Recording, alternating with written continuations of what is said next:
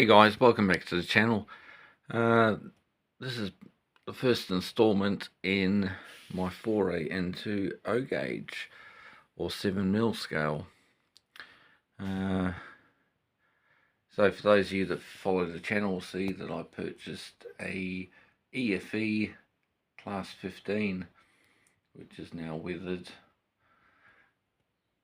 and this I've had for about 4 years. I bought as a kit here in New Zealand. It's a etch moulding.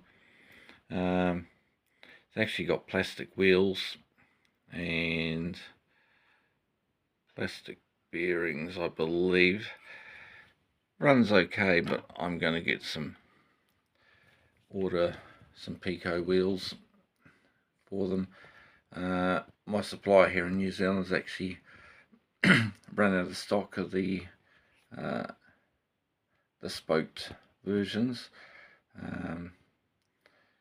We've got the 3-hole ones, but yeah, so I'm just trying to decide whether I put the 3-hole ones in, because behind the bearing boxes and what have you, probably wouldn't really notice. Anyway, that's got a lump of coal in it. It's going to be another series of videos. I've bought a couple of Pico kits, which my supplier still has, despite this being the only O gauge locomotive that they sold at the moment, and that was the last one, so hence I decided to pick it up when I saw that it was the last one. And my hobby shop actually knocked almost $100 off it, because I've bought about 7 locomotives and various rolling stock off them, plus other modelling accessories, buildings and scenic materials, and over the past few years. So anyway, this is so I've got 2 lengths of it's actually the flat bottomed, I think it's code 124 or 143, can't remember. Doesn't matter too much for this, but flexi track. I've actually got another length on order, because this layout's gonna be like a shunting puzzle. You know, not having a lot of space in my model room, but this will be my first foray, and it's just basically to have a small micro layout, which is not terribly small, but it's still a micro layout for 7mm. So there's going to be, a third line down here. I'm just trying to decide, because I'm going to need to cut off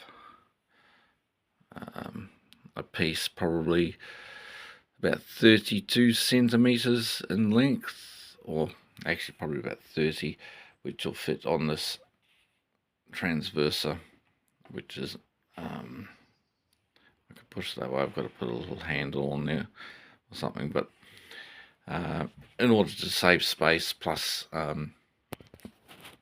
here in New Zealand each length of track is $24, whereas a point they start at about $160, and then like even the smallest set track one I think is almost 40 centimeters long, so it would probably go out to about there.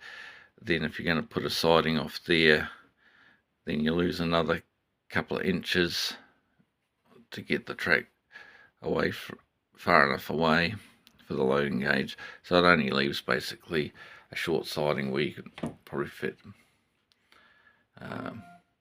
2 small wagons, maybe even only 1. So yeah, this is going to be a pointless layout. I've got a little bit extra length here. I would like, when I've saved up a bit, to order a dapole or Helgen single car multiple unit in the 60s era. I know Dapol do a 121 and another version which would probably fit the era. So yeah, so the era is going to be mid 1960s, 65, 66, 67. Class 15 were built and started production in 1957. I think there was 43, 44 built, which ran to 1961.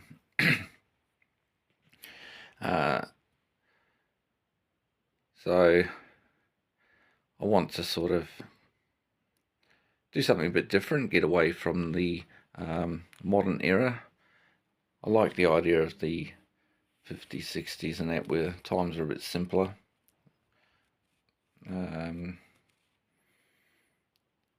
And it's going to be set loosely in the North Yorkshire Moors area.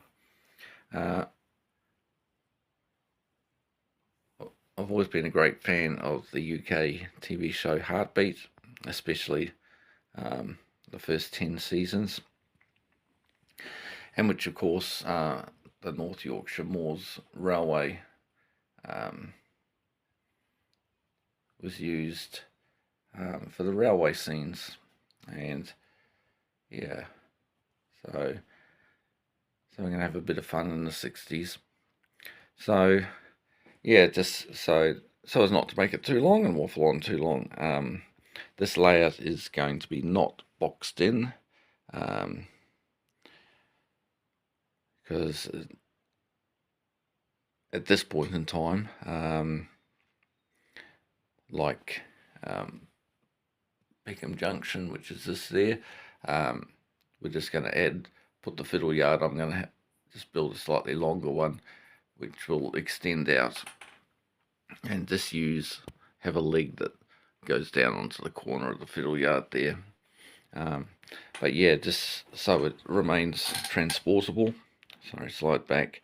And also, if I need to store it, it can be stored standing up on its end. So yeah, it's going to stay flat. I've used 2 sheets of 12mm ply, 1200 long by 450 wide, and some pine strip. The second one I've cut off about 30 centimeters and then glued and screwed that onto the top, so that gives a 24mm solid layout base, which shouldn't warp, and it's just going to be dressed by some pine strip, which is about 60mm high around the back and the sides, maybe slightly higher at the back, just to give the scenery and the what have you a little bit of protection. And then the plan will be, like for exhibitions and that, maybe to build a second module that tacks on the end, which can then have a couple of points maybe, and then built both in the same style. And then I can always use, say, a bit of 7mm ply, just sheet as a lid, and then I can, in my car, I can stack them one on top of the other and protect the scenery. So everything I put on there, except maybe there's going to be a platform along the back, which I'll construct out of wood and then cover in brick or modelling clay. We fix down the buildings, and everything else will lift into place. I'm trying to decide. I want a couple of 7mm signals, but I may have to make those so they just lift out and lie down for transportation. Anyway, I'll stop waffling on. So I've got another piece of track coming. I've got a couple of wagons which I'm building up from old Pico kits. It must be old stock because it's still made in England, it says. So I'm going to buy up some of those while they're still available here. I've got some buffer stops for the end.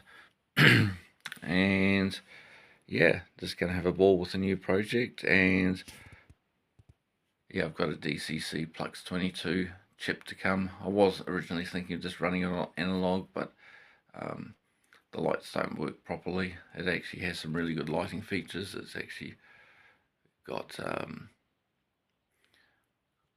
4 amber lights either end, which you can set to different configurations, and it's got tail marker lights both ends.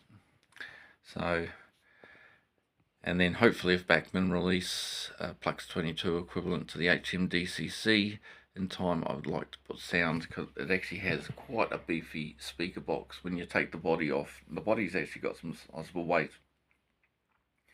but that end of the layout body is actually noticeably heavier. So it's got a twin speakers mounted in a speaker box, which is already pre-wired, and there's a bit of weight in the speaker box. It has interior cab lighting. It's got a sealed cab, good detail.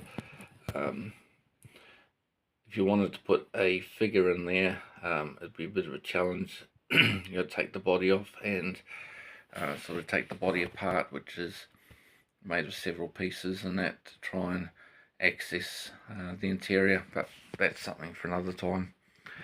Alright guys, stop waffling on, look out for the next installment, and happy modelling. Bye for now. Oh, PS guys, sorry, just to finally finish this video, just been sitting and contemplating, and I've just realised I have overlooked something. Having the transverser the exact length of the locomotive is not going to allow me to switch the wagons from track to track, because so I do need to make the transverser at least to the end here, so it can at least push and pull one steam era goods van or coal wagon onto the transverser, and then be able to move the transverser along and then push it onto another track. So sorry for that oversight. By the time I publish the next video, yeah, we should have a bigger transverser. Thanks guys for watching. Take care. Don't forget to like, subscribe and share my videos and help me grow the channel. Thank you.